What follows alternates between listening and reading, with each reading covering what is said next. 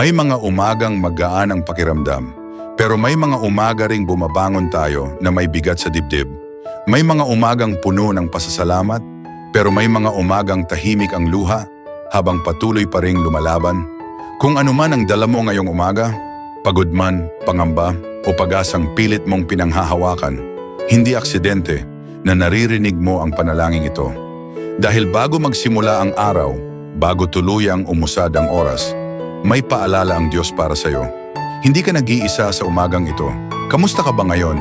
Hindi yung automatic na sagot na okay lang, kundi yung totoong kalagayan ng puso mo ngayon. Kamusta ang isip mo habang nagsisimula ang araw? May mga iniisip ka bang haharapin? May mga responsibilidad bang mabigat sa balikat? Sa gitna ng lahat ng iyon, may isang mahalagang paanyaya ang Diyos na ialay muna sa Kanya. Ang umagang ito, bago tayo magpatuloy, pakinggan muna natin ang salita ng Diyos. Ang habag ng Panginoon ay hindi nauubos. Ang Kanyang mga awa ay laging sariwa tuwing umaga. Dakila ang iyong katapatan. Mga Panaghoy, Kabanata 3, Talata 22 hanggang 23. Tuwing umaga, may bagong awa, may bagong pagkakataon, may bagong lakas na nagmumula sa Kanya. Kaya sa puntong ito, huminto muna tayo sandali, huminga ng malalim at ihanda ang puso sa panalangin. Panginoon, salamat sa bagong umaga. Salamat dahil muli mong ipinakita ang iyong katapatan. Salamat dahil sa kabila ng lahat ng pinagdaanan namin kahapon, narito pa rin kami ngayon. Salamat sa hininga ng buhay. Salamat sa liwanag ng araw na ito. Salamat sa pagkakataong magpatuloy, kahit minsan ay hindi na namin alam kung paano. Panginoon, nagpapasalamat kami dahil iningatan mo kami at ang aming pamilya.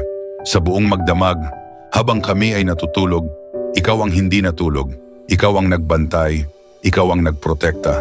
Salamat dahil ligtas ang aming tahanan. Salamat dahil binigyan mo kami ng kapayapaan habang kami ay nagpapahinga. Salamat sa aming pamilya, sa bawat mahal sa buhay na patuloy mong iniingatan. Salamat sa bawat yakap, bawat ngiti, bawat pagkakataong makasama sila. Panginoon, iniaalay namin sa iyo ang araw na ito.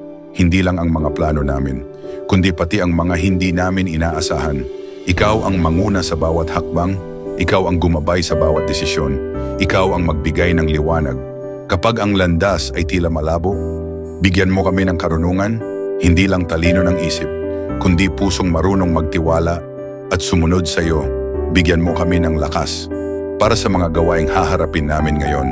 Kung may mga trabahong mabigat, ikaw ang maging lakas. Kung may mga problemang susubok sa aming pasensya, ikaw ang magbigay ng katahimikan sa aming puso. Panginoon, gabayan mo ang aming mga salita. Turuan mo kaming magsalita ng may pag-ibig, may kababaang loob at may pag-unawa. Ilayo mo kami sa galit, sa padalos-dalos na desisyon at sa mga salitang makakasakit ng kapwa. Inilalapit namin sa iyo ang aming trabaho, ang aming kabuhayan at ang aming mga pangarap. Ikaw ang magbukas ng mga pintuang ayon sa iyong kalooban. Ikaw ang magbigay ng sapat, hindi lang para sa amin, kundi para kami ay maging pagpapala sa iba. Kung may kakulangan, ikaw ang magtustos. Kung may pangamba, ikaw ang magbigay ng katiyakan.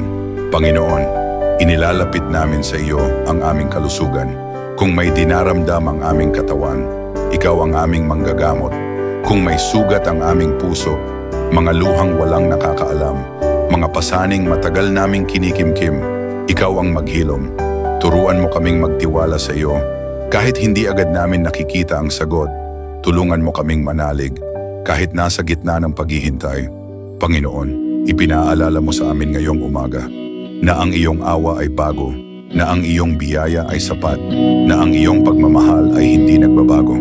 Kaya sa araw na ito, pinipili naming magtiwala, pinipili naming umasa, pinipili naming ialay sa iyo ang lahat.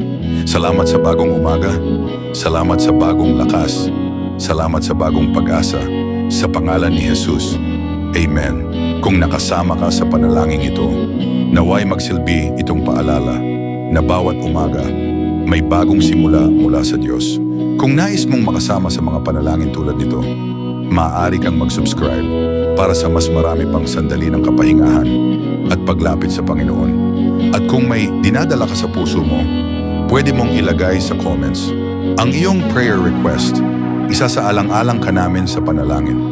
Pagpalain ka nawa ng Diyos sa buong araw na ito.